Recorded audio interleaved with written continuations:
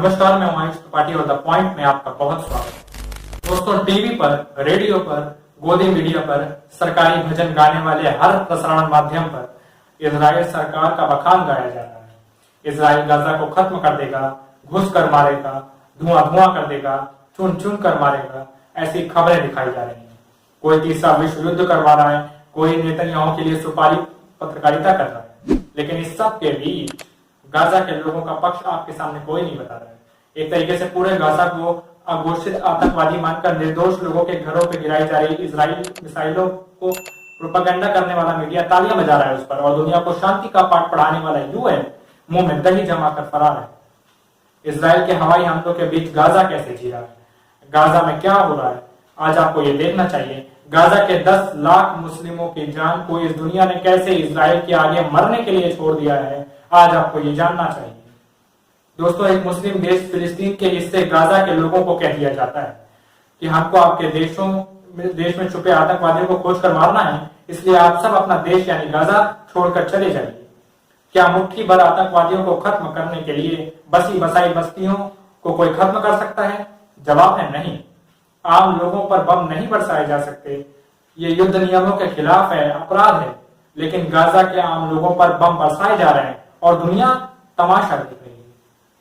Gaza में आम लोगों की इमारतें तहस नहस कर दी गई है, घनी आबादियों पर बम बरसाए जा रहे हैं। कोई देश, कोई संस्था कुछ नहीं कह रही है। जो नाजियों ने, हिटलर ने यहूदियों के साथ विश्व युद्ध के दौरान किया था, वही अब इजराइल गाजा के मुस्लिम लोगों के साथ कर रहा है। दोस्तों, जिस फिलिस्तीन ने यहूदियों को रहने के लिए जगह दी, जिस फिलिस्तीन ने बैठने के लिए जगह दी, अब वही फिलिस्तीनी इजराइल और यहूदियों की दया पे जिंदा है। दोस्तों, हमारे और आपके शहरों की तरह गाजा भी एक शहर है। 10 लाख की आबादी वाले शहर में पानी कट है, बिजली नहीं है, इंटरनेट नहीं है, अस्पतालों पर बम बरसाए जा रहे हैं, लोग बूंद बूंद पानी के लिए तरस रहे हैं। दोस्तों, हालात ये हैं कि गाजा पट्टी में लोग खाना पानी के लिए मजबूर हैं। 10 लाख मुस्लिम आबादी को बेसहारा छोड़ दिया गया है। इलाका समुद्र से घिरा हुआ है। जो कुआं खोद सकते हैं वो पानी के लिए कुआं खोद रहे हैं, जो नहीं खोद सकते वो समुद्र का खारा पानी पीकर मर रहे हैं। दोस्तों, न्यूज एजेंसी रॉयटर्स के एक रिपोर्ट के मुताबिक फिलिस्तीनी वाटर अथॉरिटी ने बताया कि युद्ध से पहले इजराइल ने बिजली और साफ पानी की आपूर्ति रोक दी थी। यहाँ का 90% पानी पीने लायक नहीं है। यूएन के फिलिस्तीनी शरणार्थी एजेंसी UNRWA की कमिश्नर जनरल फिलिप लेजरली ने क्या कहा, आपको ये सुनना चाहिए।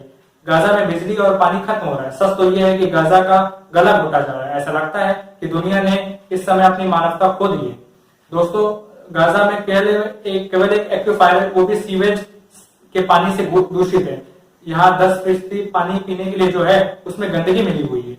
इसके चलते ये पानी अब केवल कपड़े धोने लायक है। इसके करीब 23 लाख लोग आस पड़ोस के पानी पर आश्रित हैं।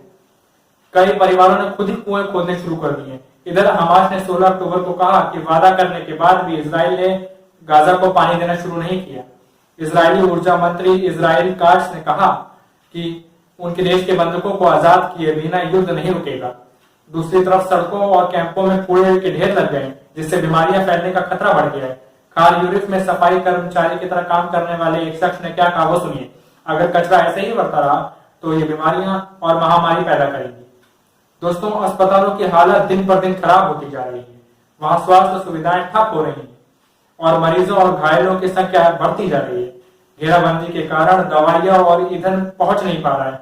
डॉक्टर्स का कहना है कि हम केवल गंभीर मरीजों की सर्जरी हो सकती है, क्योंकि सबका इलाज करने के लिए साधन ही नहीं है।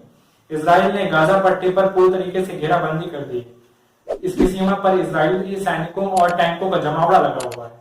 गाजा में रहने वाले लोगों का कहना है कि पिछले 10 और 11 दिनों में इस युद्ध में भयंकर हवाई हमले किए जा रहे हैं, जिसके चलते सैकड़ों घर बर्बाद कर दिए गए। गाजा के अधिकारियों ने बताया कि यहाँ करीब 2750 लोग मारे गए। इनमें से ज्यादातर आम नागरिक हैं। इनमें 700 मासूम बच्चे शामिल हैं। वहीं करीब 10,000 लोग घायल हुए और यहाँ 1000 से ज्यादा लोग लापता हैं और माना जा रहा है कि वो अभी भी मलबे में दबे हुए हैं। गाजा के लोगों के सारे अधिकार, सारे मानव अधिकार खत्म हो रहे हैं। लोग तड़प रहे हैं। इजराइल अखबार नेतन्याहू को राष्ट्रीय आपदा घोषित कर रहा है, लेकिन दुनिया की आंखों पर सिर्फ हिंदू और मुसलमान की पट्टी बंधी हुई है। गाजा के भीतर दुनिया को सिर्फ हमास दिखाई दे रहा है। गाजा के भीतर 10 लाख निर्दोष मुसलमान नहीं दिखाई दे रहे हैं। इजराइल ने कहा कि गाजा के लोग 24 घंटे के अंदर गाजा छोड़ दें, लेकिन लोग अपने पुश्तैनी घर छोड़कर जाने को तैयार नहीं है। ईरान ने इजराइल को धमकी दी है कि अगर जरूरत पड़ेगी तो गाजा की तरफ से ईरान लड़ेगा। दुनिया मुस्लिम राष्ट्र और बगैर मुस्लिम राष्ट्रों में बंट रही है। इजराइल के लिए अब गाजा सिर्फ हमास का अड्डा है। आशा करते हैं कि आपको ये समझ आया होगा, ये विश्लेषण हमारा। तो चलिए आज के लिए बस इतना ही। मिलते हैं आपसे जल्दी। तब तक के लिए आप खुश रहिए, सुरक्षित रहिए, स्वस्थ रहिए। नमस्कार।